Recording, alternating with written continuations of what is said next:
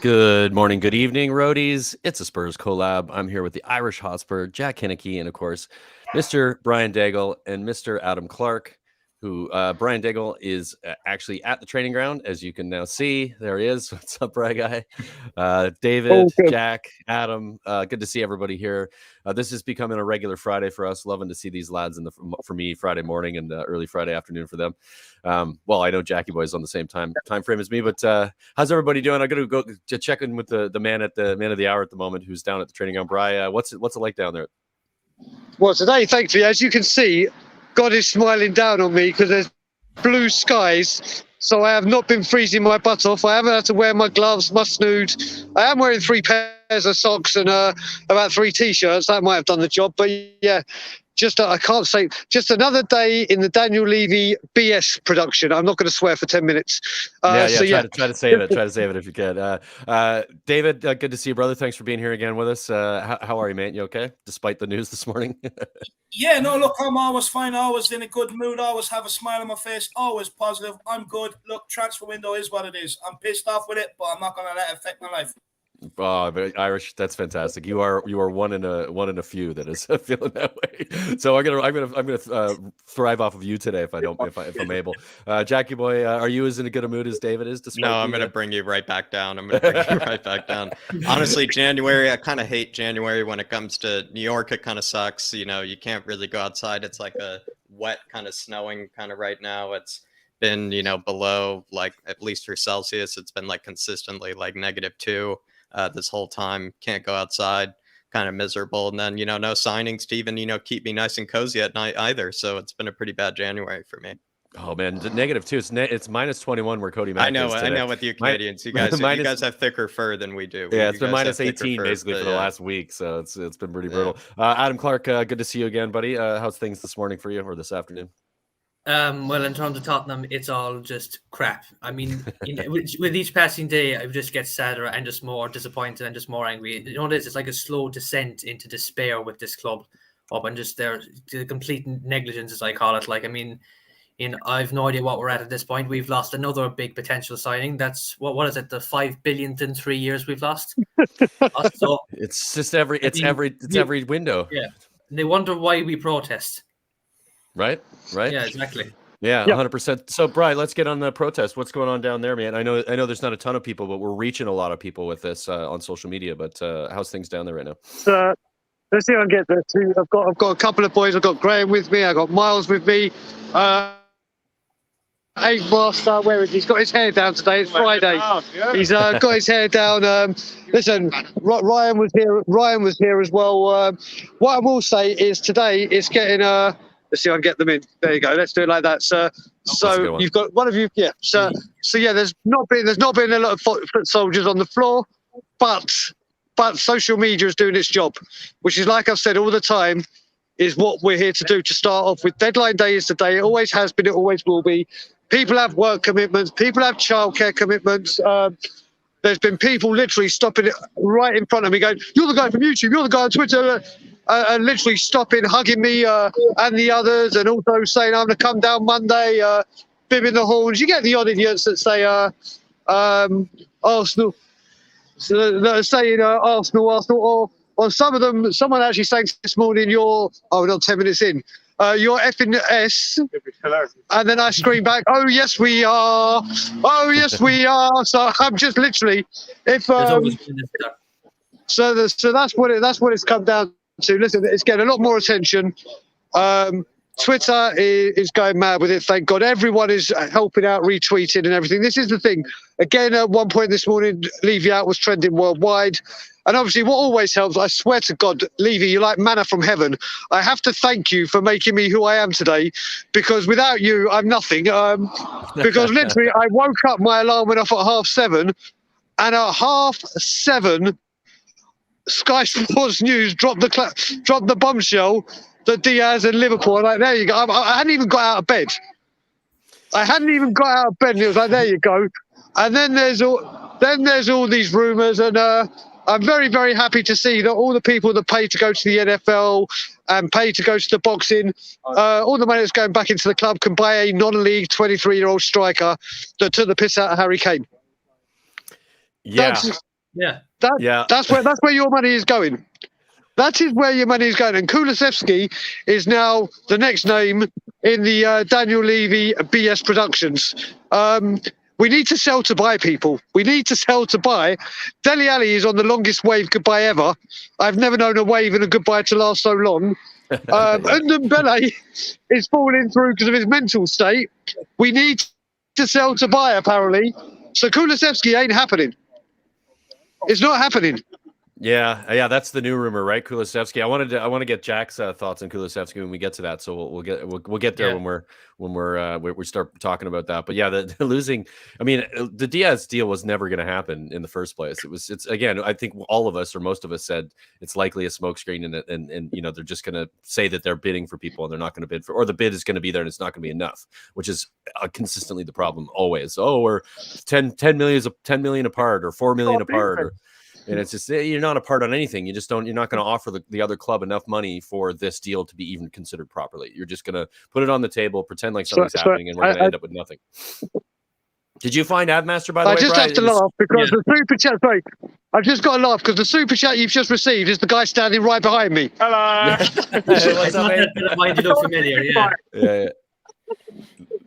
Tell him, Alan, Dad, we said thanks for the one. Thanks for the super chat. Yeah, just let him know. Yeah. All right, Brian. Well, anything else to report while you're there? No, nothing at the moment. To tell you the truth, I think we're going to knock it off shortly. We weren't going to stay until 5-6. No one's come in. I think we've seen. I thought we saw in the morning Levy King come in. Didn't get the chance to ask if he could get his boots back on and play.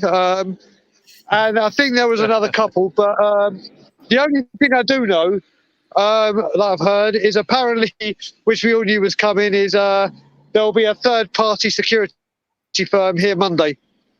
Oh yeah, I keep seeing. One So of the take other of that what you will.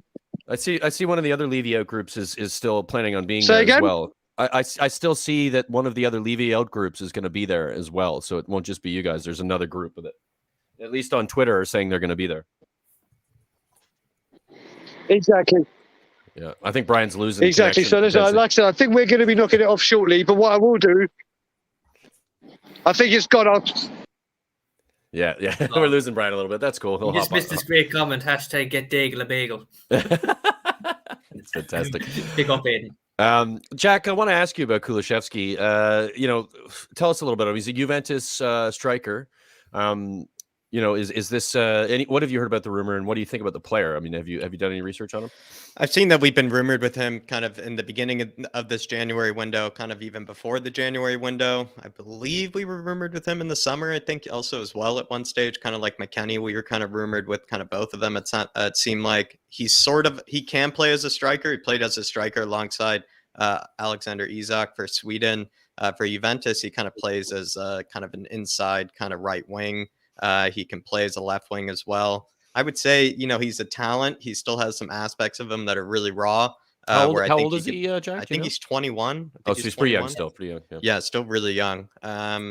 He's certainly, I feel like, the attributes of like a Premier League player, in the fact that kind of like Diaz, like very tall, very powerful when he kind of runs with it. So when he does get up to full speed, it is kind of hard to take him down because he's kind of also a pretty big guy as well. Has a decent finish on him, but he doesn't score a lot of goals. I feel like he has all the attributes of being a great player, but again, I probably feel like it's not going to happen now that Luis Diaz is supposedly not happening. I'm starting to just really not see, any sort of kind of truth and any sort of rumor. We have been rumored with him though in the past though, so maybe that is kind of some substance to it, but at this rate, I don't know anymore. Right. It's just, it's that they talked about Paratici having sort of hands in all these different potential deals. It seems like whenever one of the other one falls down, which we expect to, like the Diaz deal, there's another one slapped out there real quick that is like, oh, maybe this is going to happen. It's sort of, he would fit that mold better. I feel like, of like a bit more versatile. Luis Diaz, we did kind of question, like, could he really play as like a number 9 kind of alongside Harry Kane, but let's say without Harry Kane, you probably would say Kulashevsky might do a better job of that than maybe Luis Diaz could. So there is maybe some benefit in that he can play across the forward line. Maybe for sure. David, any thoughts on Kulashevsky? Do you think it's a possibility getting over the line, or are we just again getting fed bullshit once again? Do you know what? This is one I've seen earlier on in the transfer window that Tottenham were going for Kulashevsky. As far as I was concerned, Juve have no intentions to sell, to see this guy as a big part of their future. Look, maybe if we could get him in on a loan deal until the end of the season, I think that might be a possibility to buy him this window. I'll be honest with you, I really don't see it. Yeah, it doesn't look good. Just generally speaking, from the transfer window. Man, I mean, is there anybody else that anybody's talking about? Are we literally going to?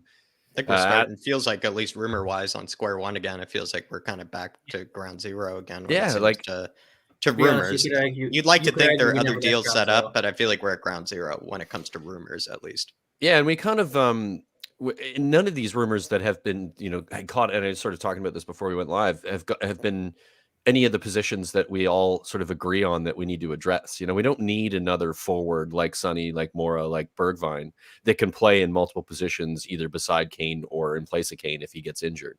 That's what Diaz is. That's what by the sounds of what you just said, is Kulashevsky is as well. We don't need that player. We've got 4 of them, 5 of them. We've got a lot of players that can play in that position. We need a creative midfielder more than anything. The 3 players that were left out of the last squad were 3 creative midfielders that have not played well in a long time or never played well in a Spurs shirt. This is what we're dealing with now, and not one player that we've been linked with has been that player. The clear thing that I saw from Conte is that he doesn't trust that position with the players that we have, and those players need to leave because he didn't put them in the squad. And again, we're rumored with players that we don't need. Even at Adama Traore, as I said again previous to the live show, is that he's a forward. He plays in that same position that Kulashevsky and Diaz plays in. He's a right-sided or sometimes left forward that's plays alongside a striker in a 3, and which is exactly what we already have. So again, we're gonna put square pegs in round holes and put him at right wing back. Of course, the player is going to get offered to another team, and they're going to play him in the position he prefers, and that's where he's going to go. Nothing from what I've seen so far is appropriate to what we need. Sorry, Jack. David, if you wanted to add to that. Yeah, look, just want to say, look, I wouldn't really believe in too many rumors that come out today, to be honest with you, because, look, the rumor mill is just going to go and recycle a lot of old stuff that we've already been linked with earlier on in the transfer window, purely because the Diaz one has run out. You have to understand, a lot of these media companies, a lot of these news companies, with Tottenham needing to do business in the market, and because it's such a hot topic in the market right now, there's going to be rumors flying left, right, and centre. Yeah, and 99% of them are not even going to be accurate. But look, don't believe any of them, because until you see, and I've said this, until you see Ndombele go, we're not getting anybody in. Until you see an Ali go, we're not getting anybody in. Until you see a Celso go, we're not getting anybody in. This transfer window, getting players in, all hinges on players going out. Safran Amrabat is all ready to go. Deal done. Everything is in place. Everything's agreed. But we will not bring him in until we get rid of players. And that's why you haven't seen that one being announced yet. The business model is completely outdated. It's completely outdated. We're at a time where we should be buying first, and then you'll be able to get rid of your players. And the reason why I say buy first is purely because you buy players and you then have a roster of 26, 27, 28 players. Them 3 outcasts who won't be registered between the end of the transfer window and the end of the season, so they won't be able to play. Believe me, you bet your ass come deadline day, they will find a way out of the club. They will go to a different club. They will find a club. Yeah, their agents will work overtime at that point. Oh, 100%. 100%. They'll be straight on to their agents, get me out of here now, and their agents will get the deal done. But because we've created a culture of we have to sell first before we buy, these players are going to hang on. They're going to sit there and go, well, that I don't want to go there. No, they're not offering me enough wages, this, that, and the other. So they can now pick and choose and take time, before we get rid of them. And if an offer doesn't suit them, they know they can sit here until the summer. But if we do it the other way around, they will be out of here, trust me.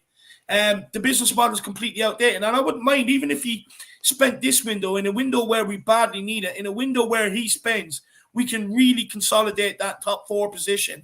You know what I mean? And then come the summer, a lot of Spurs fans would be patient. Then they'd be like, okay, yeah, we do need to sell now before we can buy. But they went big in January. But if they don't do that this January, it's just going to make Spurs fans even more impatient. And they can promise all the big money they want in the summer. We've been here time and time and time again with it. Come the summer transfer window, there'll be more excuses. And then it'd be, we're going to go big in January. Then January, there'll be more excuses. We're going to go big in summer. We've been here. We've been here with the Diaz deal where it's 5-10 million apart. But because we drag our heels, that we then open the door for a team like Liverpool to come in. Now, I firmly believe like the Diaz deal was a deal we were probably looking to do in the summer. But because we knew that Liverpool were interested, we tried to sneak it over the line in January. But because we dragged our heels, we allowed Liverpool to come in, put in a late bid, and once that happened, they were always going to go. If we would have put the deal in place in the first place, offered them what they want in a time where every club knows that we need players, so they're going to hold out for their value. They're not going to drop it for us. They know we need the players. So it's absolutely ridiculous. We're just giving clubs time and time again to trying to come in and try and take over the deal. But with the prolonged negotiations, by dragging your heels, it's pissing off the negotiating club. It's pissing off that player who wants a deal done swiftly. With it being dragged out all the time, it's pissing off all the other parties involved. And that's why we're always in negotiations, this, that, and the other, because we don't do anything swiftly. Our business model is backfiring on us. It's outdated. We need to go with the times where most clubs are bringing in players and then selling players. That's why you're seeing Everton act early. That's why you're seeing Newcastle act early. That's why you see Villa act early. You know, it's spot on, David. Absolutely spot on. Yeah, I don't think you could say it any better. It is outdated and it hasn't worked for a long time, and it's the reason why we end up with duds in our squad of players that aren't good enough, because we fall down the pecking order of either players that want to come to us or the ability to get anybody in time because we run out of it. Ads, you want to speak to this super chat? Yeah, we have a great super chat here from Dan COYS. Cheers, Dan. So thanks a lot for the money, man, and that's greatly appreciated. He said, looking forward to this collab. Two-thirds of my favorite Spurs channels together. It's us fans who are the biggest losers in this window, and that sums up absolutely perfectly. He just hit the nail on the head there. And I don't think the owners care here at this stage. I mean, I'm not sure if they've ever cared, to be honest, but that's a different story. We don't get to have a say, but the club should be more transparent. And that's another thing. We should probably have a say. I mean, we should probably follow the German model, because I can guarantee you, if we fans had a say in the running of the club, and especially in terms of transfers, like, we'd have some of these big players in and we could improve the squad even more. Like, if we just had a collaboration between the board and the fans, because it's just so obvious at this point that the board are just like devoid of any reality at all. Like, they just, like you were saying, Brian, like on yesterday's stream, they're living in this bubble, and like, it's hurting us. Yeah, for sure. It's spot on. I think they continue to make the same mistakes over and over again and don't learn from it because they think what they're doing has worked. Yet they continue to hire new managers or new directors of football or try to change the system because it doesn't work. It's not working what you're doing. The definition of insanity is to repeat the same thing over and over again and expect a different result. Exactly. And that's exactly what we're doing. Let's not get it mixed up. It worked up until a point till we got the training ground, till we got the stadium. Yeah, I agree. Yeah, when you're a smaller club and you have to function from that space, I agree. Yeah. That's the reality. But we're still acting like a smaller club when we're trying to be a bigger one at the same time. And it just you have to transition from that mentality to what other clubs are doing that are bigger clubs. As you said, Aston Villa are maybe not in recent times a big club when it comes to results and where they finish in the Premier League, but they're a massive club when it comes to English football, and they're acting like it, and they know it, and they're like, we brought in a good manager, or who we think is a good manager, and so far that's working out for them, and they have clout. And when it comes to how to get a deal done, and I'm sure that Gerrard is going in there in those situations with the Coutinhos of the world. He's utilizing the people he knows and his clout as a player and what he did, what he accomplished as a player. And he's going into those situations going, come play for me. I know what I want to do here. Whereas Conte is sitting on the outside going, those guys are taking care of it. I'm sure he's involved in some of the conversations when it gets closer to the point of me maybe getting past turning it over and bringing the player in. But it still doesn't feel like it's the right way to do things. It seems like it's a bit of a mess. So, yeah. It's a tough one right now because there's not a lot to talk about here. It's just frustrating. Jack, any other players? I know that there's not a lot of rumors going around. Is there any other players that you've been just on your research? Because I know you guys do a lot of it, and of course I'll get Dave to speak to it as well. Any other players that fit any of the positions that we need to fill, that like specifically that attacking mid position? Because for me, I still think for me that's the position that has to be filled first and foremost. Any players for you that you see on a list anywhere that people are talking about that Spurs could be in for, that are available? Yeah, I mean, you opened up a lot of potential tangents for me. Honestly, I know that's we got stuff gave me a lot of talk avenues about there here, to Jack. I mean, Jack, have your talk. I mean, the experts. Yeah, exactly. Yeah. I was like 3 different things of tangents came down my head, and I was just picking one. But I think Pick one. I mentioned before, and this I wanted to kind of, David, I think came in and I think brought a really good point. But you actually said something earlier, Brian, about how you kind of feel like we're missing, the player. We're not going after the right players in the right positions. Yeah. To really upgrade and get the squad forward. I think David and I have always been saying that, especially when it feels like it comes to central midfield, when it comes to some sort of box to box kind of creative midfielder for us. It feels like we haven't going after that. I have this weird kind of dilemma where I'm thinking the reason why we know we need somebody in that sort of position is because I think we can all tell it seems like kind of in the wing back positions, in the center mid and kind of the center back positions to a degree, but more also the central midfield positions. Those seem to be the areas where Conte really needs that kind of world-class sort of player at his disposal to be able to really get the best out of the squad. And it feels like in the January market, can you really get a world-class center mid? And then this is what kind of ties into my sadness here is that Bruno Guimaraes guy that Newcastle signed him for the exact amount of money that I thought maybe we could actually get him for. They're signing him for, I think, around 40 million. I think originally they agreed 35 because it was a Newcastle. They pushed it to 40 because they probably can. If you think it was us, we probably could have then gotten him for 35 just because we're a lot more sleazy and we kind of really haggle a lot more. We probably could have gotten him for 35. He would have come to Spurs before Newcastle, right? Like we would think if he's going to Newcastle, he would have come to Spurs. And I think that's what really makes me upset is that could have been the creative sort of deep lying playmaker that I feel like we really need in this team. Somebody that can actually pick out the passes that no one else can. Someone that can also carry the ball forward like no one else can.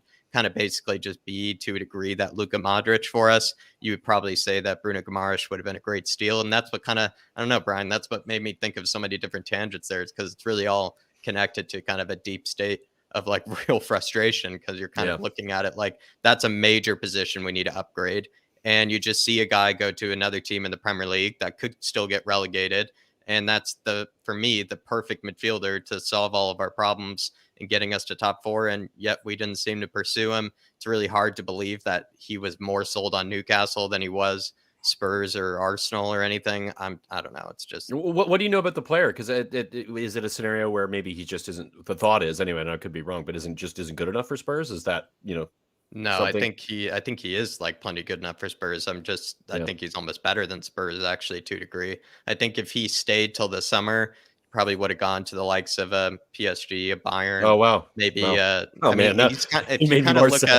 If you look like a bunch of other channels and everything, they all kind of talk about that guy because he basically, when it comes to highlight reels or stats or whatever, the guy just is just destroying basically all of Europe. So I think that's kind of why the reason everybody really does rate him. And he's kind of come onto the scene probably the last 2 or 3 years at Lyon.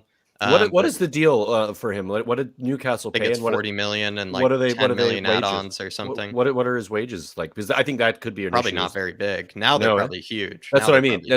So what are Newcastle willing to pay him, and is that the problem? Because obviously our wage structure is become an issue and has been an issue for some time. Potentially true. So I'm just wondering if that's it. He's probably going to Newcastle going, oh, they're going to pay me $250,000 a week to play there, whereas Spurs he'd probably get $100,000 a week. That's a massive difference. Yeah, I mean that could be it, but I think Newcastle. I feel like I could agree with that if he was going to like China or something like that. In order to play, but going to Newcastle, I feel like however much he's paid, it's actually probably worth it given that kind of sort of fiasco going on there. So the 6 months you're going to get it for while they're still up. Exactly. Maybe they stay probably up. worth it actually. Yeah, David, your thoughts? Sorry. Go ahead, Adam. Go ahead. I just want to address this. This is an interesting question that Shay here brings up. What players will you accept us to carry areas to Carrots the rest of the season on loan till summer. Okay. I mean, that's providing if we even get players in on loan at this point, Shay. David, you want to start with an answer to that, or do you have any thoughts on players on loan that we could use from other teams that might be available? If you know any, if not, that's also fine because I can't think of any myself. So. I definitely can't. I could think maybe like a Van de Beek or something like that. I mean, I know we're not going to get him because he's at United, but like a player like that who isn't playing in another club, maybe has some Premier League experience, or is like on that sort of cusp of coming in and needs a club. No, look, you're not going to get anyone of value in here on a loan unless it's a loan with an obligation to buy in the summer, because most teams right now, with the economic climate and everything that's going on, they're not loaning out their best players, and their best players is what we need to be able to come in and improve Tottenham Hotspur. You're going to end up with Djed Spence, who was out of favour in Portugal at the time when we got him in. Carlos Vinicius, who was always been a backup player no matter where he's gone. They're the sort of journeymen you're getting in here if you're getting them in on loan. And that's panicking, and that's just filling spaces in the squad for the sake of filling spaces in the squad. It can't be done. The only way you're getting loans in here is, like I said, if it's a loan with an obligation to buy, and that way you can get some of the best players. But then again, not every team's going to accept that either. So it's this window is all about stumping up the cash. Every Spurs fan knew it. You do not bring in a serial winner, a serial leader like Conte to get everything back on track on the football pitch, but not back him. You don't do it. It's absolutely ridiculous. And I hear some fans. And adding William Cale, if you're watching, you're one of them who go around talking about that one interview that Conte done where he said that he wasn't promised anything this January transfer window. But I mean, that's fine, and that's factual. But what's also factual is that people that are saying that are ignoring the 99% of other things, or 99% of all the other interviews where he's been sitting here screaming out for quality. He's telling everybody. But not only has he done it though, Brian, Jose Mourinho done it. Yep. Pochettino done it. Hugo Lloris has done it. Harry Kane has done it. Pierre-Emile Højbjerg has done it. Anyone that deserves to be respected for being a winner, for being a leader, has all said the same thing about this club over the last 2 years. Now, I can get them not going full in under Nuno. I can fully understand that. But my God, when you have a man like Conte here, who's won 5 league titles in 7 years, plus domestic trophies, plus being Italy manager, and that's not the easiest national team manager to get, by the way. Yep. You back this guy, you stump up the money. Let's be honest, right? They could stump up the money for the 65 apartments in the cinema. They'll find that money, no problem. They'll find the money for Levy land, no problem. You won't hear, we have to, get rid of players before we can, proceed with Levy land. You won't hear any of that. You won't hear, we can't build Levy land this January, but we're going to go big on it in the summer. We're going to add in a roller coaster down to your seat. They're not waiting on buying property until the summer. It's ridiculous. And what we also got is we got an e-commerce company to come in and help improve the efficiency of the club shop, so that us Spurs fans, we can have a nice experience, a nice smooth transition from the items you want straight through to checkout and out of there. When we haven't signed any players. Now, I can get all of that stuff being put in place, and some of it that probably had to do with like the cinema and stuff like that. But my God, who's running the PR at this club? How are you letting this stuff come out in a transfer window where we haven't? But then you're going ahead with all these projects, but you'll find money for them, no problem. The e-commerce company, I mean, let's be honest here.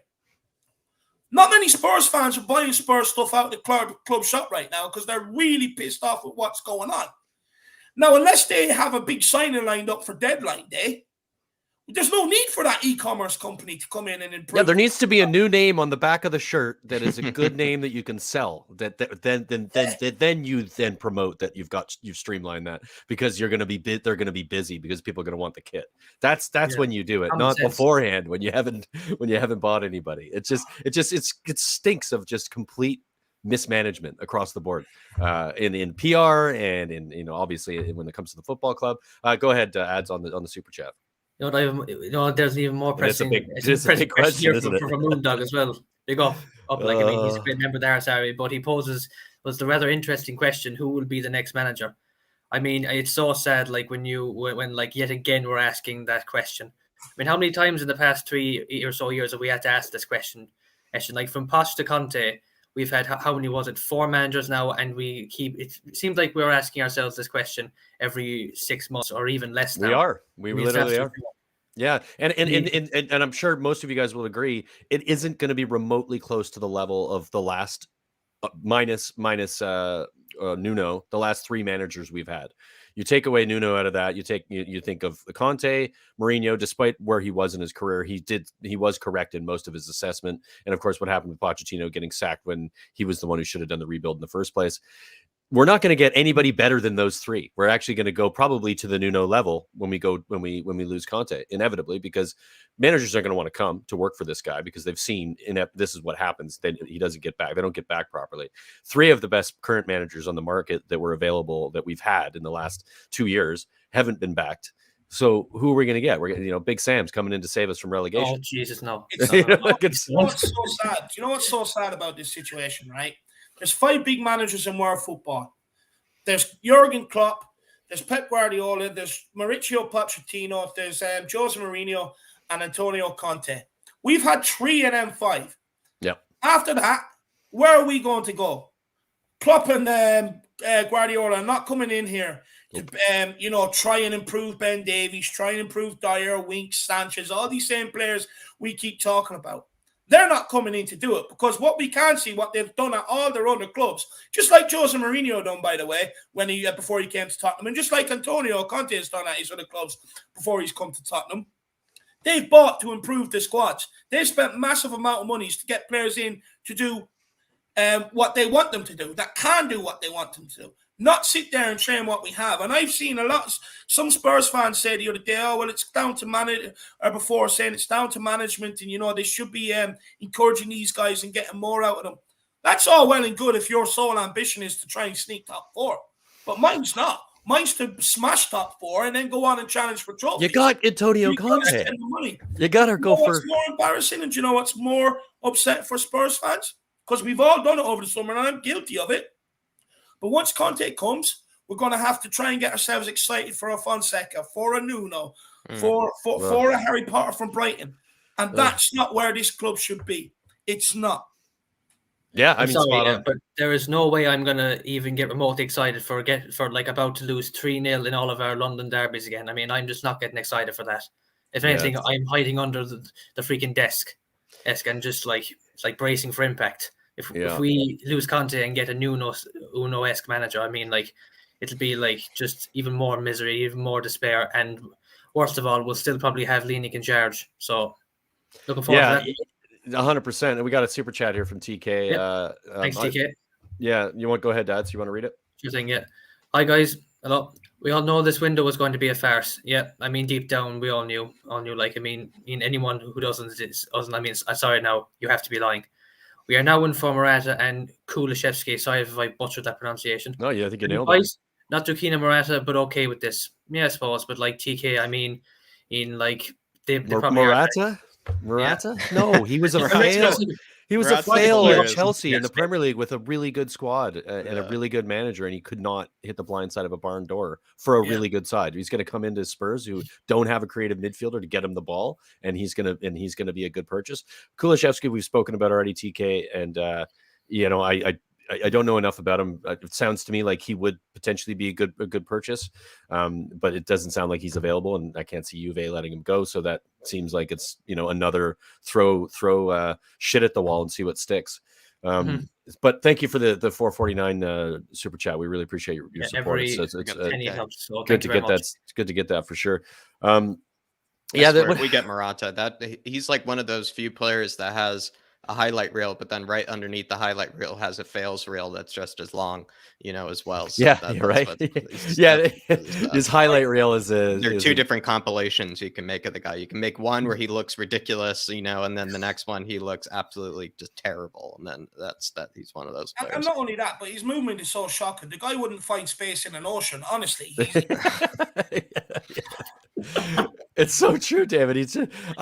All I did was laugh at Chelsea when he was there trying to score goals for them, because it was nice to see. Yeah, once if we again, think Timo Werner was bad, like Morata them trying was, to the replace original Werner. them trying to replace Diego Costa and Didier Drogba with Morata. It was just sort of like, yeah, you guys, he's not remotely close to what you're trying to do. And of course, I'm laughing at Chelsea, but this is the team that has beaten us 8-0 in aggregate this month. So, despite them having poor purchases as strikers, they're still a 10 times better run club than we are at the moment.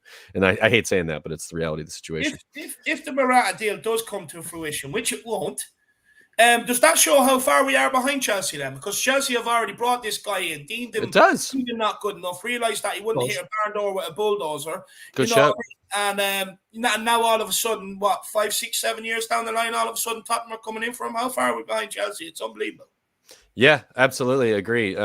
I want to chuck in a little thought here, and I know that we're never going to get this, but as a Canadian, Canada won last night against Honduras 2-0. Jonathan David scored the second goal. Jonathan David plays in Europe. I forget the team he plays for. I think he's in Germany. Playing with Lille. Lille, is it? Lille. Okay, thanks, Jack. That's why you're here. Exactly. Plays for Lille, scoring quite well for them, is my understanding. Maybe you know a little bit more. Great for Canada as well. He scored in the last 4 matches, I think, for Canada as well. Big goals too that he scored. Famous for the Ice Tekka goal and jumping into the snow, which was a hilarious moment. Thoughts on Jonathan David? Is I'm just chucking it out there because a friend of mine just posted it in a WhatsApp, and I'm like, hey, he'd be good for Spurs, wouldn't he? Is he the type of player you could bring in? He could play in as a striker. His movement off the ball is really good. He's scoring goals at Lille. Does he come into? All good, mate. Does he come into to Spurs and affect us in any way? Is it a type of player we should be going for? I feel like with Jonathan David, he has a funny story where he showed up from, I think he was at Genk before. He was at a Belgian club. That's what I was showed thinking up of to initially, Lille. Showed up to Lille, I think actually a bit overweight, didn't have like the best sort of season, and then kind of grew into things, and then all of a sudden has kind of been on fire. I would kind of say kind of the last like close to 12 months, but probably a little bit less than that. Supposedly Spurs have been rumored with him. I feel like he'll be one of those guys that might move on to like a Dortmund or something like that. Maybe after Lille. I feel like maybe a savvy club like RB Leipzig could maybe get him. He could make that move to the Premier League, potentially. He is a really good player, I'll be honest, but I don't really watch Lille regularly, but I have heard a lot of different kind of people's analysis of the guy, and I would say we should pursue him. Will we? Definitely not. Yeah, right. I mean, that's what it comes down to. It's I'm chucking it in there because as a Canada fan and as a Canada first in their group at the moment, and in one of the hardest groups to qualify for in CONCACAF, playing really well, and play US on Sunday, so it should be a fun one. So just thought I'd chuck that in there. Anything else, lads, that we want to address? Is there any other positions or players that we see might come in before this window closes? Right wing back is a serious position. We probably do need to get someone in right now. One player that I think you might still see links with is that guy at Forest. What's his name? Djed Spence, I think it is. Oh yeah, sure. Yeah. Maybe he's one we could go back. That Tottenham might go back in for. Look, he's actually having a really good season down in the Championship. I think he's on. I think he's. But this one, I think you might see this one more or less. Spurs could buy this player, but keep him on loan until the end of the season, and then being brought in the summer, which doesn't make sense. But this guy is a player that he played in the recent FA Cup game against Arsenal for Nottingham Forest when they turned them over, which I was jacking off to. That would have been fun to watch. He was absolutely quality that game. He was quality, and a lot of clubs are circling this guy at the minute, and they've been circling him up before the Arsenal game, but the Arsenal game, has really put him in the spotlight. So that's a player maybe that would make sense to bring in if it was achievable. Because trust me, I watched him against Nottingham Forest, and I watched him for Nottingham Forest against Arsenal. I know a lot of people are going to say, "Oh, he's not good enough for Tottenham," this, that, and the other. But there are players down in the Championship that are good enough to be playing in the Premier League, or that can come in and make an impact. And And for me, I think this guy would be a really good signing. I'm not sure whether it'd be brought in this January, though. Yeah, that's a big issue too, right? Like we have a player. What's the player's name? Forgive me for forgetting because it was, it happened the last transfer window. But a midfielder coming in January that we bought. Do you guys remember who I'm talking about? He's what's his name?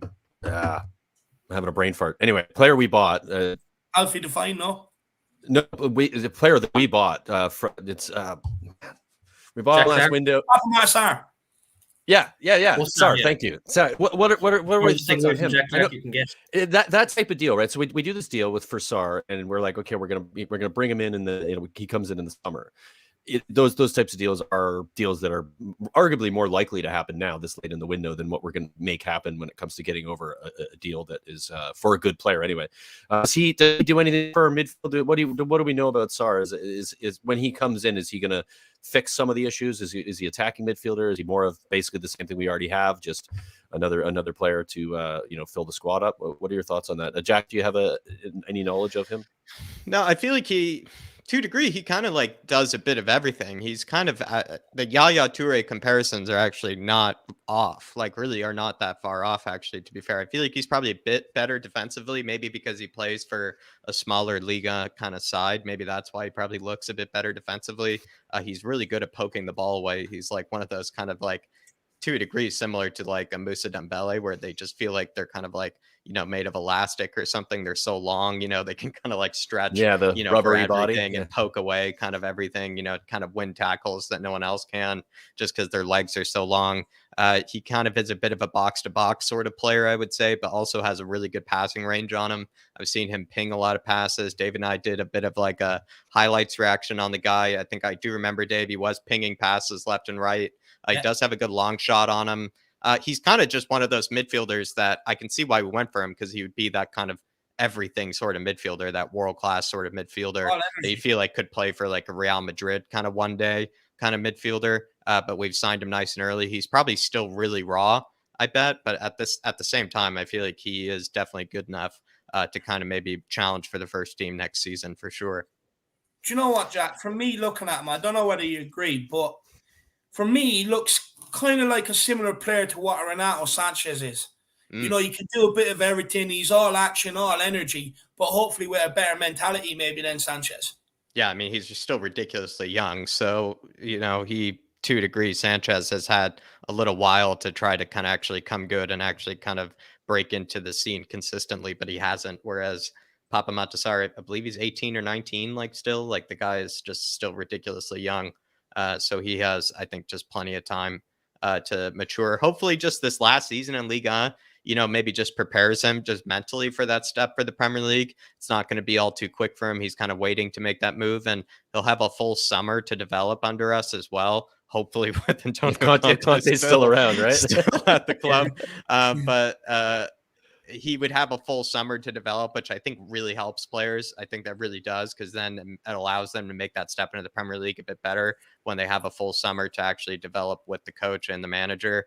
So I feel like he has, all the potential to be a great player for us. It's just he's still really young. So maybe he could be like Brian Hill, where, he might have some things that look still a bit raw. Gotcha. Do you want to read the super chat? Yeah. DJ, thanks for the $5, man. Future studio funds, keep up the good discussions. We most certainly will, man. There will be a studio coming soon. I'm just in standby mode for a couple of months until I find the right spot. But appreciate that, DG, and we'll definitely we'll get there. I just want to quickly read a tweet from somebody who we all know and love. The one and only Mr. Hotspur is back on some socials. He's been in and out of some people's streams and donating money he probably shouldn't be. But Hotspur says in a tweet, "Yo, there's a sense of depression hovering over Spurs right now. Having the best defender from Italy, one of the best coaches, along with one of the best strikers in the world. Depressive feelings have been caused by our owners. Simple. We are not successful. We will not be successful under Enoch." I know that's the obvious thing, but I just wanted to shout out to Bob and good to see you in the comments, and glad you're participating in these discussions again. And if you're with us in the comments now, hop in and say hello. But would love to chat, but understand if pick up. He's not wrong though as well. Like actually, he's spot on. Yeah, I was thinking the other day we will like pretend when Sonny comes back from injury, we'll pretend it's a new signing. When Romero comes back from injury, we'll feel like their new signings, and those will be our new signings. I mean, Bob is not, he's not off at all. Absolutely. I got a question for you guys. We'll go around the horn. I'll ask Adam first.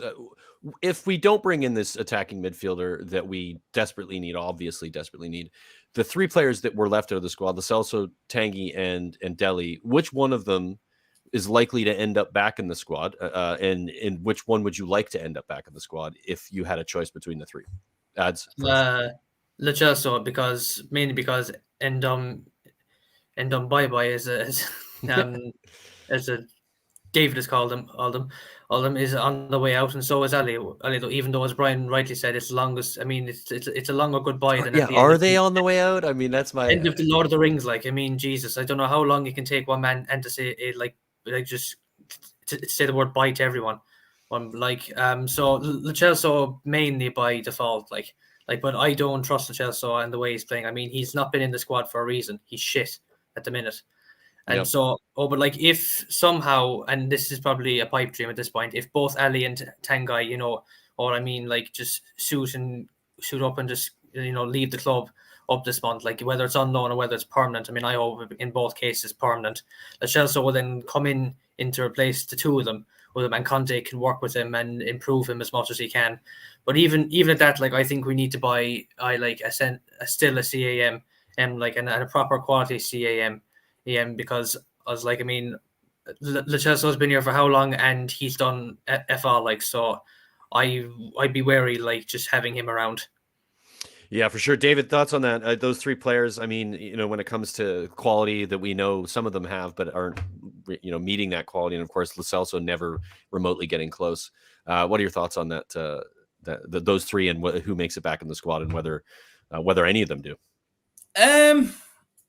I'll be honest with you. I don't think any of them should. I think they've all had their chance. They've all come to Tottenham.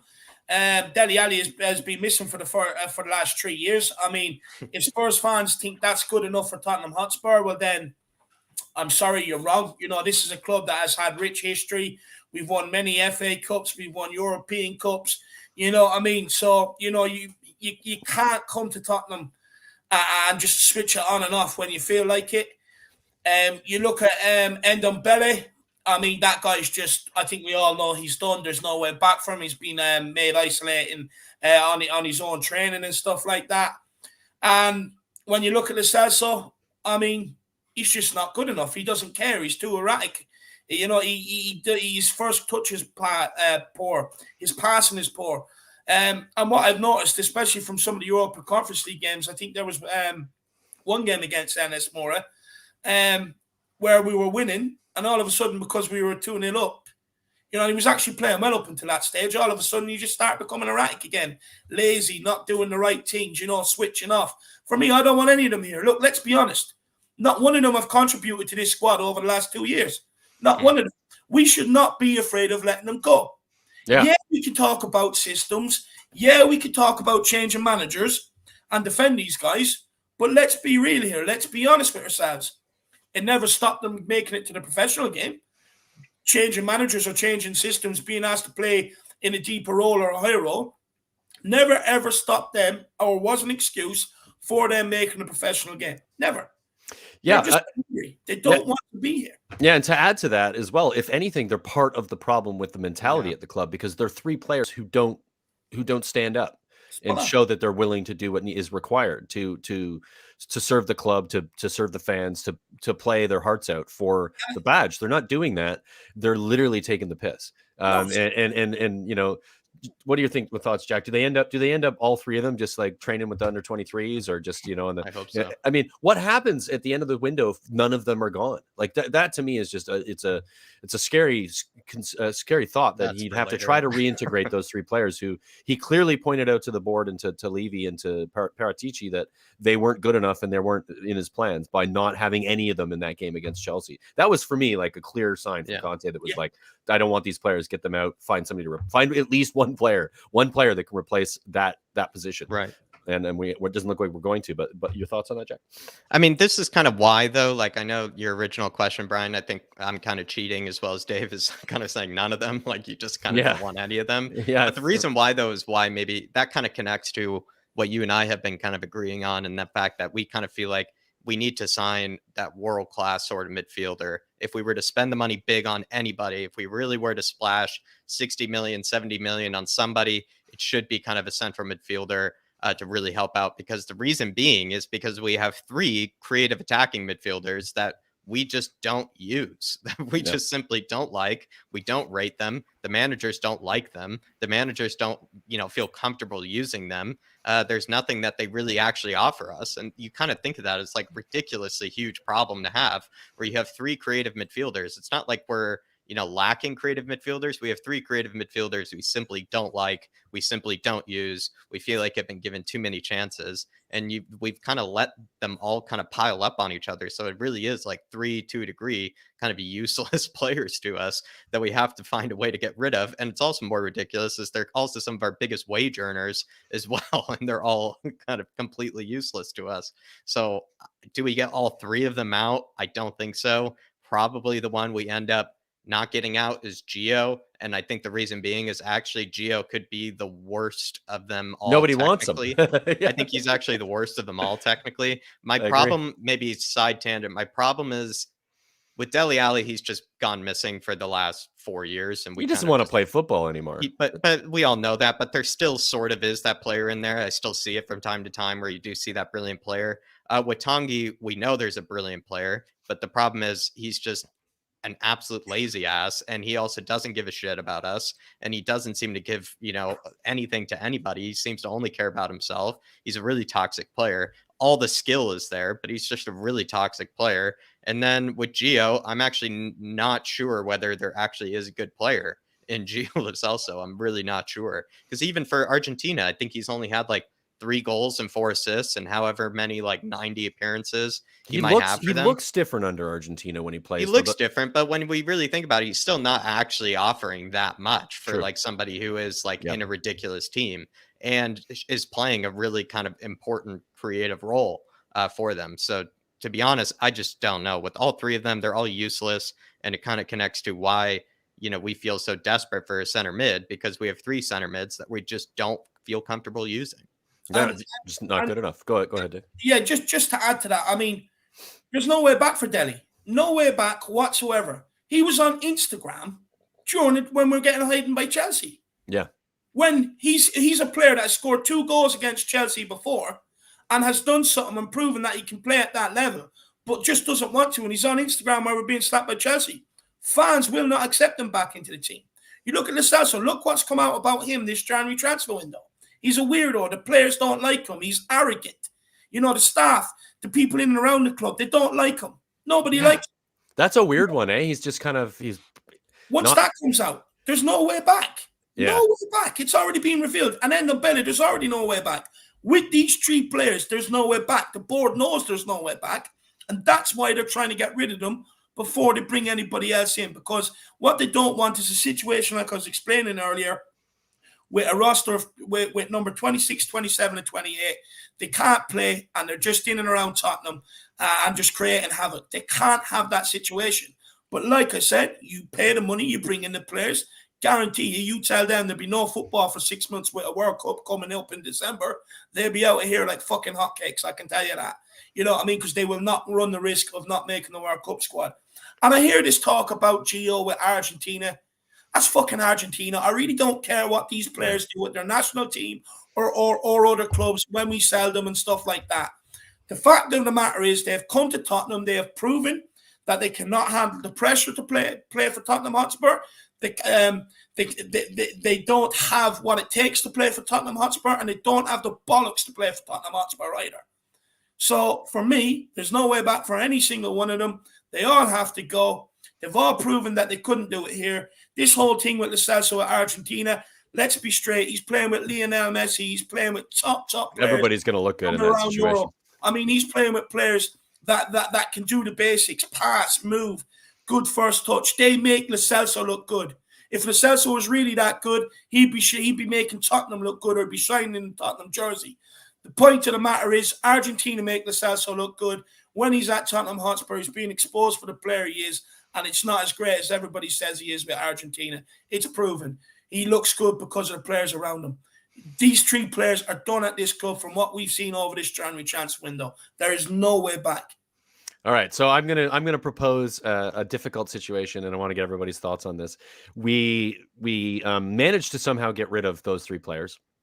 We bring in one attacking midfielder that is a reasonably good one. Again, it's a hypothetical. I don't know who that is and if it's going to happen. Our players come back from injury. We've got Romero back from injury, Sonny back from injury. Everybody's fit, and we've got a creative midfielder. Where do Spurs finish at the end of this season? And is it top four? Do we get into top four? Do we potentially win an FA Cup? Ads, I'll start with you on that. Sorry, what was the question again? No, it's all good. You're managing the comments. It's fine. If Spurs get rid of those three players we just talked about, if they get them off the books, we bring in an attacking midfielder who's good enough to sort of play that position, and Conte's happy with him, and he's going to play. We get all of our players that are injured back, and they're able to step up. Where do we finish? Do we finish in top four? Do we win a trophy in the FA Cup? What does the season look like if those things happen? And arguably, that's the best case scenario. I'm given the best case scenario. I don't even think that's going to happen, but I just want to see, what your guys' thoughts are if we do end up with best case scenario. Top four, I'm 50-50 about that, but top five, definitely. I mean, like especially if we get in that replacement for Eriksen, which will be that CAM, then there will be very little excuse, because he can then give the service to Kane and Son, because, of course, in this case, all our injured players will be back. We'll have Romero back in defence, and if Dyer can just keep up his good form that he's been having throughout the season, then they could become a rock in defence, and so they could become, like best defensive partnership we've had since Vertonghen and Alderweireld, hopefully. But now as trophies is concerned, I don't know about the FA Cup, because anything can happen in that tournaments, right? Are hard to determine, but at least getting into maybe a semi-final or but this is why I so badly wanted to win the League Cup. At least it's usually in that competition is straightforward. If you're the better team, you win, and unfortunately, we just happened to go up against Chelsea, who were by far the better team than us. But anyway, that's in the past now. FA Cup is it's more. I mean, you could be playing in Oxford United, and they'd end up beating you 1-0 or something. So but I love that tournament. I want to win it so bad. It would be lovely to win the FA Cup, because it would be the first time since 1991 since we've won, and that used to be our cup as well. Yep. I mean, 8 times. Yeah, for sure. David, thoughts on my my hypothetical? Look, in terms of an attacking midfielder, they're just going to end up in the same situation as Ali, Ndombele, and Celso. We're not playing with attacking midfielders. For me, it has to be a deep line playmaker.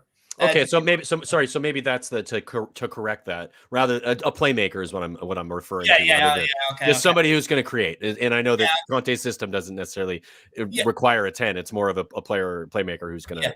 Look, if we get in that sort of player, I mean, it's a brilliant start. It means you do have that link man between defense and the attack for the rest of the season. So you do have that player who can consistently pick that pass. But look, anyway, do you know what? I always like to live on the bright side of life. It's just the sort of guy I am, and to be honest with you, I still believe we can get top four. But that's more of an indictment on the Premier League, to be honest with you, than Tottenham Hotspur. I mean, United, not great record. Ralph, he's not going to get them top four. No way. You look at West Ham. Look, as good as the seasons they've had, they will tail off. Arsenal, they already are. Yeah. Arsenal, they don't want it. So, if we can win all the games that we should be winning, and look, we know it's a rule that City are not allowed to beat us, so I still believe we can turn up there and beat them away. So that's another 3 points. I still believe we can get top four, but that's purely because of Conte's management, not because of some of these players who, yes, have stepped up, but they're doing their job. They're not excelling. They're doing their job for once after being here for so long. But I still believe we can get top four. In terms of an FA Cup, I'll be honest with you, we're going to get close. We'll get to a semi. Maybe we could get to a final if it's against City. Maybe in the cup final we can beat City this time round. But if it's against a Chelsea, if it's against a Liverpool, honestly, forget about it, because we've seen it time and time and time again. They have that better quality than we do. when it comes to them sort of games, they have players that can do the basics, whereas we don't, and we'll end up just being sitting back and it become embarrassing. Look, as much as I love the magic of the FA Cup, and as much as I am fucking more deluded than anyone else in this fan base, I just do not see the FA Cup on the horizon, to be honest with you. But top 4, until it's mathematically not possible, I'm a dreamer. I'm a believer. In fact, I'm a believer. So I think Dreamer, yeah. I love it. Nice one. Yeah, Jack, thoughts on that? I mean, it's hard to disagree with that, but what are your thoughts on my hypothetical? Do you think? What do you think that looks like? If we do sign a player in kind of as a playmaker in that central midfield, I feel like that will take us a lot further than we think. I feel like if we don't make any signings and let's say we go kind of injury free for the most part for the rest of the season, I see us getting top 6. I don't see us getting top 4. But if we do get that central midfield signing, that's actually of some sort of quality, I feel like we could kind of push for top 4. I feel like we still need 2 signings. We just need 2 signings at least. I feel like I don't want to overload the center mid. I feel like we need one in kind of each department. Probably you do want to get that right wing back sort of option that can challenge Emerson, that can also get Doherty out the door. I feel like you need 2 signings. Honestly, I feel like you still don't get top 4, even with that beautiful central midfield sort of signing. I feel like you still don't. I feel like we still need to get at least 2 signings, and 2 signings still doesn't even make me confident. It still needs to be at least 2. Yeah, it's a difficult situation, you know. I'm picking the best possible scenario, worst case scenario, and I think this is more than likely is that 2 out of the 3, as we were just speaking about, don't leave the club. We have them still in there sort of causing the issues that they cause when it comes to club harmony and squad harmony, and I think that's a massive issue when you have these players who've been around for so bloody long and still have that same sort of shitty attitude that they've had over the course of different managements. We end up with not being able to push forward the way we need to. We need to get rid of these players who aren't there for the shirt. They have to go. And I don't see us being any closer. Is there any movement? Have you guys seen any movement on the Tanguy to PSG deal at all, or the Dele to Newcastle? Are these things looking seems like that's going happen? Backwards? The PSG one seems to be going backwards. There are a lot of teams that are interested in Tanguy, which is good, but will it actually work out? I'm not sure. It's the wages, right? The one's going backwards, yeah. The wages are the issue? Is that what the like, so. There's $200,000 a week he's on? Even PSG, it's too much. That's crazy. No, I think PSG want to pay the 100% of wages. Didn't Levy back out on that and say like initially he wanted that, and then they said no. Then he said no. I want you to buy him outright, like in the middle of a deal. Sure. I thought I saw a report today that those deals have that deal has gone backwards because of maybe the potential doing 100% of the wages on top of maybe the buyout. So there's a good chance we end up after this window in 3 days with all 3 of those players still in the squad. Yeah, that's the likelihood. So so now let's ask the same question. With that being the case, we don't get in the midfielder we need, and we still have those 3 players. Where do we finish? Go ahead, David. Before this, can we just bring up checkmate 734's comment, please? The mate. No, it's up again. It's his next one. There's one a bit further up. That's very much further up. This one? Yeah, this is the one. Okay. Now, look, this is something now. I mean, look, I'm all for fans' opinions and stuff, but I'm also going to shut them down where I see fit too. Yeah, now, please do. Hear me out on this one, right? You know, you can say, oh, maybe these players are looking in at my channel and because I'm going mad about them, they don't want to be here or it's affecting them. If me, a guy from Ireland who is a fan, is affecting them, you know, with my small channel, is affecting these players, well, then how the hell do you expect them to play for Tottenham Hotspur in a stadium full of 60,000 people? Seriously, like people with these sort of opinions need to get a grip. Every single professional footballer is willing to accept a paycheck, accept the criticism when it doesn't come your way, or when it comes your way. And when it does come your way, react to it. If you can't react to the criticism and be better, well, then you're not good enough for Tottenham Hotspur. You're simply not. You are not good enough to be able to handle the pressures of the Premier League, to be able to handle the pressures of Europe when we are in it. You're not good enough to be able to handle the pressures of 60,000 fans in the stadium. My God, if they're looking at my channel or looking at some of these other channels and they're getting turned off by that, then I don't want them here because it just proves to me they're not good enough. I'm a channel of 5,600 followers. If they're affected by that, my God, it just shows that they're not good enough to be here. So in fact, checkmate, what you should be doing is thanking people like me, because what I'm doing is I am sifting them, I am finding them, and I'm rooting them out of the club by doing that if they're not good enough. This whole crap, half of them, look, they don't even know who we are. They don't even know who I am. You know what I mean? It's absolutely ridiculous. And like I said, if they're getting turned off because of what I'm saying about them on my channel or what other people's opinions are on them online, which is a small community, well, then they're not good enough to play for Tottenham Hotspur and 60,000. I'm sorry to pull you apart like that, checkmate, but a comment like that has to be pulled apart. Look, I'm one of these fans. I'll be honest. I'm not going to sit there and, cradle the Celso's bollocks and tell him how great he is when he can't even control a football or pass it every time he comes onto the field. I'm not going to sit there, and caress Ndombele's behind and tell him, whisper in his ear how good he is when the guy can't even run. Seriously, this is the problem. Stop blaming fans out there who have been proven right time and time again. I mean, any player I've mainly called out, I've only ever been correct on.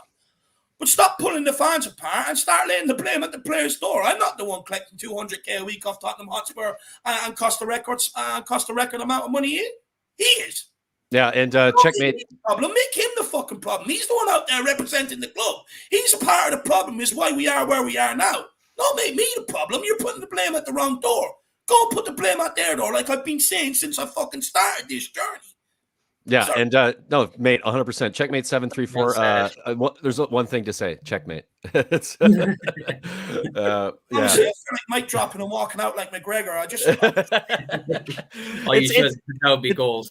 It's an odd one. It's an odd one. I still see a lot of the fans, and I don't know if it's an age thing or if it's just a lack of like really understanding what the issues are at the club, and they see the big flashy stadium and the training ground, and they think that we're doing great things. And also, I think that there's a lot of young fans, Ads is probably included in this, who started watching Spurs at a time when they weren't. Like they were sort of on the cusp of top four, got into the top four, got into the Champions League, went on the Champions League run. That's all they know. And so the period of time that we were shit before that, and not just under Levy, but the previous in the 90s as well, and some of the 80s. Anyway, that's besides the point. That they don't necessarily get it, and they think, well, what do you mean? Like this is Spurs have done so well in the last 10, 15 years.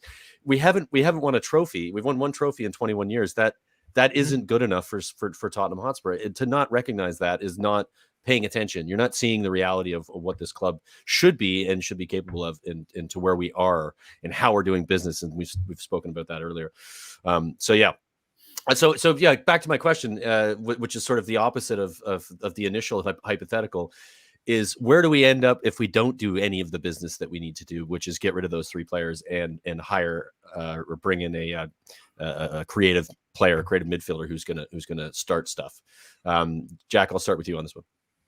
Sorry, the question was, I was reading this hilarious. No, it's fine. Yeah. Well, the question was, will we sign a creative midfielder? So if we don't sign the creative midfielder and we still have those three players, sort of the opposite of the hypothetical, where do we finish?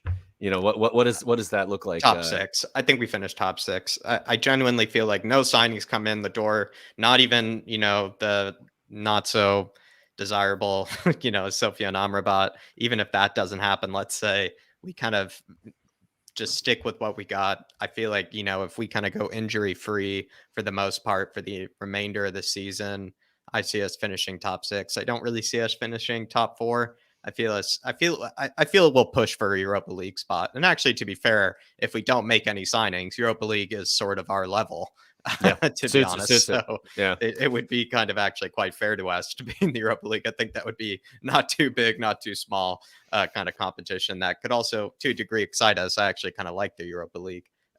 So it's better than the Conference League. I feel like top six is probably actually what we'll be shooting for. And even with no signings at all, even if we have a bit of some shaky results, I feel like we could, stumble, across like a sixth place and then, maybe kind of, get through with the qualifiers and all that nonsense. Right, and then lose Conte and Kane and Son and anybody else who wants to play for in the Champions League. David, your thoughts on the new hypothetical? Do you see anything different? Do we still get in top 4? I forgot. Is that the? Yeah, look, we're getting. Well, we keep the same players we have now. We don't get rid of the 3 I spoke about before, and we don't bring in a midfielder that we need. Yeah, look, we scraped top 4. We scraped top 4. Still scraping? All right. Romero's back, Sonny's back, Dyer's back. I appreciate your positivity, David. I really do. Despite it's great. It's great. Still finished top 4. Where do you get it from, man? Where do you get it from? Ads. You're not in agreement. You don't think we get top 4? What if we keep the players we have and keep the same players? Don't bring in a creative midfielder, somebody who's gonna create some goals, make us better. Basically the same team we have now, but injury free. Do we still finish top 4? Oh, injury free. Yeah, I still say injury free. I still think top 6. Yeah, because top 6, we have Romero and Son, who surely has to improve when he comes back. I mean, like, he can't have a bad first touch forever. Hopefully he can just leave that behind it as just a bad pass that everyone just rather conveniently forgets he ever had, because as we all know, he's better than that. He is like 50 times better than that. I mean, we all know and also we know how how much of a rock Romero can be, and let's not forget, when he got injured, he wasn't even he wasn't even he played like 2-3 games or something, right? Like, yeah, he had barely even played. He was already showing promise. Now, whether the likes of Royal improve, I don't know. I hope so, especially going forward. But we'll probably be fighting for Conference League spot, but I don't think we'll get there. I think we'll finish just about out. We'll scrape 6th, basically, is what I think. Yeah. I think we're not winning any trophies. I just want to put that out that we're not winning any trophies with the squad. Yeah, and I can agree with that. I think I'm closer to Dave on the top 4, and I don't think it's because of how good we'll be. I think it's of how bad other teams are. I think West Ham is falling off. I don't think United have found their level remotely, based on what they're supposed to be, based on the players that they have, and not having a coach who's an actual coach. He's more of a director of football than a coach. I think Spurs probably still like scrape 4th or comfortably 5th. And if we can remain fit. Does Conte stay if we finish outside of the Champions League? Do you think that's part of his deal? David, I'll ask you. Do you think? No, look. Let's be honest, right? It's not back this window. We don't make Champions League. United. He's gone, right? Yeah. United are going to come calling. They can offer him whatever money he wants to be able to fix the problem. He's seen from previous markets that they will spend money on their managers. Look, there's going to be other big clubs that are European giants that are going to be circling. What's the first name on their lips? It's going to be Antonio Conte, because he's going to be readily available, because they know all they have to do is offer him a war chest, promise them that they'll do the way he wants to go, and he's out of here. Why would he stick around at Tottenham Hotspur if clubs like I'm talking about are coming calling and sitting there and going, do you know what, Daniel Levy's promised me again this window he's going to back me. But he didn't do it in January, so why would I stay? He's out there. Of course he's out there. He's not. Look, he's never going to quit or walk away from Tottenham, because that's not what winners do. That's not what leaders do. Yeah. He will stick it out until the better option comes. That's exactly what he's going to do. Yeah, and take the payday, right? Like we're paying him a shit ton of money, so take the money, do his best to make us a little bit better. It still makes his value for every other club just as high, because you can see the difference what he's done coming into a Spurs side that have been pretty shit for a while and making many of those players way better than they are. To be honest, he's actually paid quite fairly, because to go from like a Nico Barella and like a Brozovic to like Harry Winks as your holding midfielder, honestly, you probably would need to pay me like $200K a week to actually make that sort of step down. Honestly, that would drive me insane.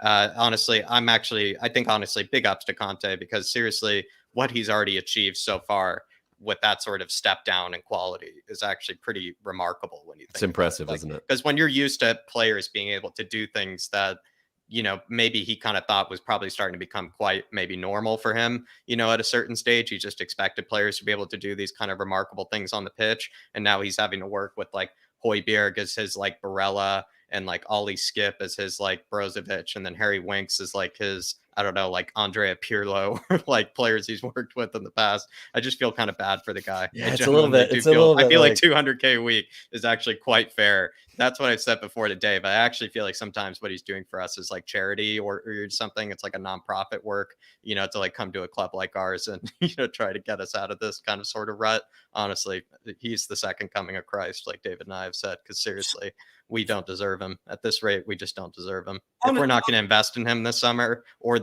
even not this summer, this window, we just don't deserve him. Seriously.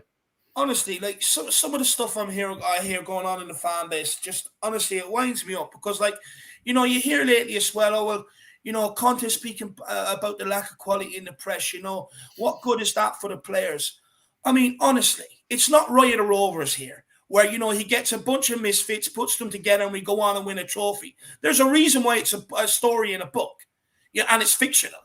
I mean, Jesus Christ, let's fucking wake up here. The guy needs players in. It just drives me mad when I hear this. Oh, well, there's talk of top four in the press. And, how do you think the players going to respond to that? I mean, let's stop living in dreamland. Like I said, it's not Royal Rovers. There's a reason why it was fictional. Just stop. Realize this guy needs the back end. He needs quality players brought in. Yeah, and we're desperate just for this reset, this rebuild that has been ongoing or not ongoing for fucking 3 seasons now. Honestly, it's heard the word so many times, like I just never want to hear it again for the rest of my life.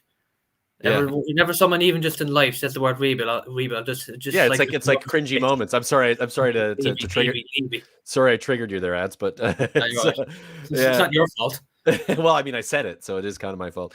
But it is. It's incredibly frustrating. I don't know where we go from here. I feel like this transfer window, there's 2.5 days left. I guess it's the 28th today.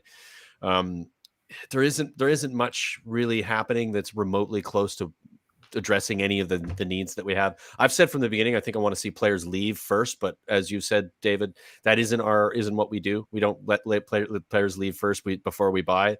I thought that would maybe change in this window. I thought Paratici might say, if let's get these guys out, let's get them out quickly, sell them for whatever number is like arguably responsible without being super cheap about it, because you got to get rid of them.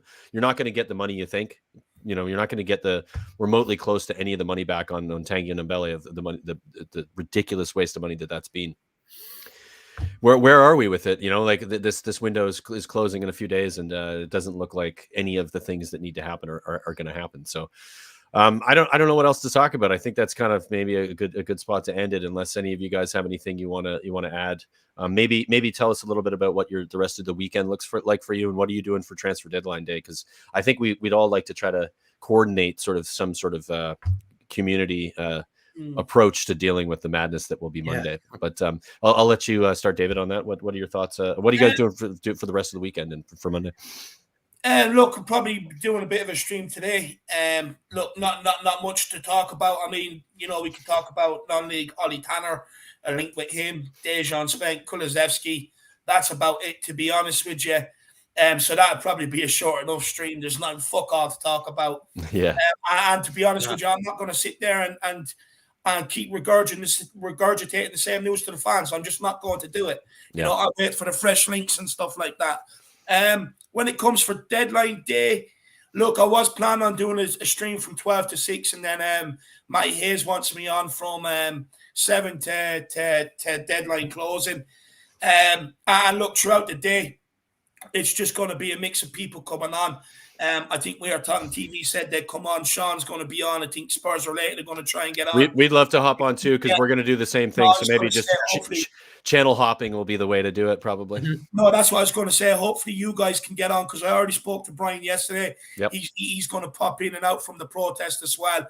When he can, just to keep us updated on that. So that's from 12 to 6 on deadline day. And in terms of what's coming up on the weekend, look, don't worry. We'll have some sort of Kineke answer me out on Saturday night. And then Sunday, I think, to be honest with you, I think it's just best to let everyone get an early night and make up for deadline day. Sunday, might do a quick stream on all the transfer news. But that's what's lined up. But yeah, if anyone wants to see more of me, and I liked a lot of my mic drop moments today, and a lot of what I said have really hit home, because I see a lot of people in the chat, agreeing with stuff I've said and all today. If you do like that, do get over to the Irish Hotspur and smash that subscribe button. The big push for 6K is on. Smash that.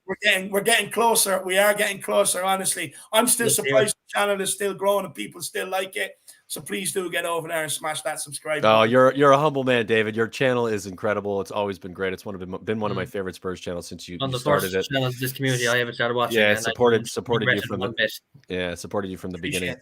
That, just get on over there. I mean, I think our subscribers are your subscribers. I think we share many of the same people, and it's why this collaboration is a lot of fun. I think a lot of people in the comments have said, "Oh, two of my favorite channels for people I love to see you guys on the same screen." And so, we feel the same way. Jack, your channel, obviously, and you're doing everything with David as well. But what's going on with the Flat Cap Euro Talk?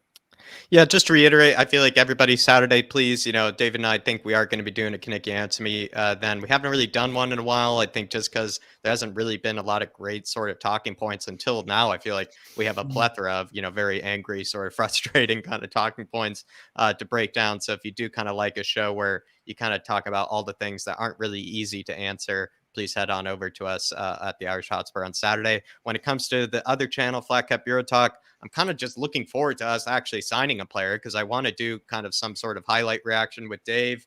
I'm doing a lot of content once the window ends. I'll be doing kind of some streams where I'll be kind of discussing which sort of, transfers across Europe do I actually like the most. I'm going to be doing kind of a stream as well on kind of like which sort of players I feel like are having under 23 players are having kind of this remarkable season, and kind of break down who's kind of playing well and maybe who we should keep an eye on.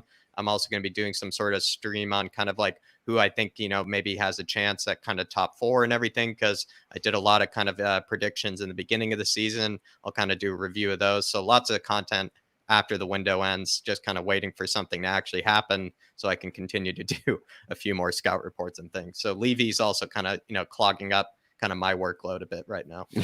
Nice. Fantastic. I just want to let everybody know too that this is going to be a regular show on Fridays. We're going to be switching channels back and forth from the Irish Hotspur to Tottenham On Tour.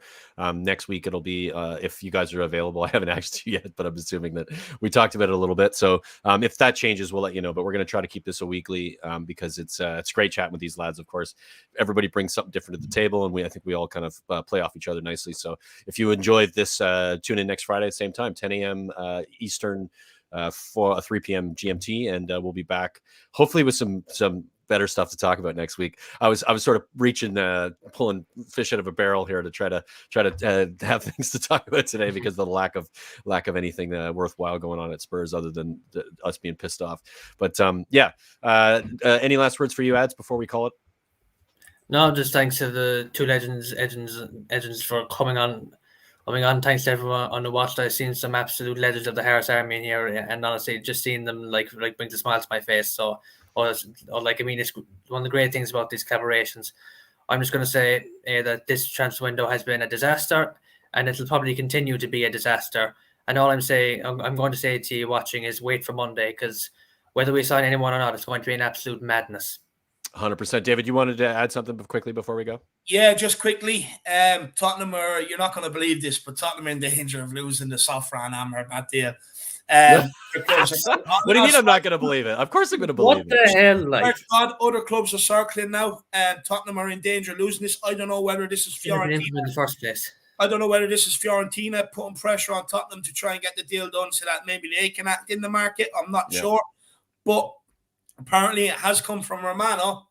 Tottenham are in danger of losing this Amrabat deal, even though everything's been put in place. Glorious. Yeah, I mean, again, I'm not surprised. I know you said you'd be surprised, but I'm not. It's what I expect now. It's where we are. It's a bit of a laughing stock at this point, but I want to thank everybody in the comments for all any of the great comments and conversation we've had back and forth. Really appreciate you, super chats and all that fantastic stuff. Really appreciate the support. Our channel's growing massively, and it's been a lot of fun doing that, and we're lucky enough to have support from these guys and from other channels and from the We Are Tottenham TV boys. I want to shout out to Bob, who's back. Good to see your face, and I get to tell you to piss off again, so that's nice.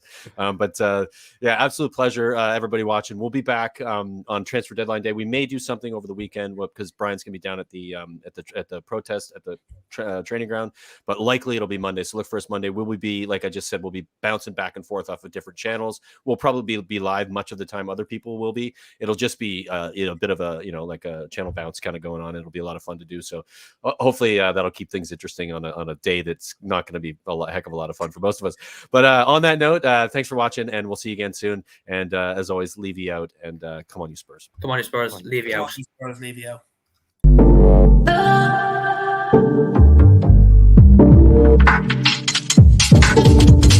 Tottenham On Tour.